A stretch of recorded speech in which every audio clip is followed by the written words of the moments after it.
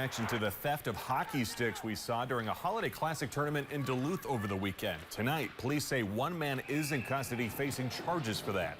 Duluth Police say 23-year-old Cole Seiss was arrested on a felony theft charge.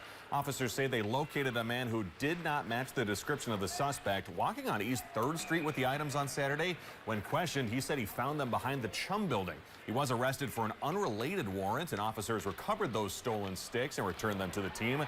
And today, police say they found their suspect and charged Seiss in connection with that theft. And as we reported, the Mankato West varsity hockey team was forced to forfeit that final game on Saturday during the tournament in Duluth when their stick bag was stolen off their bus. The coach says the sticks were worth about $12,000.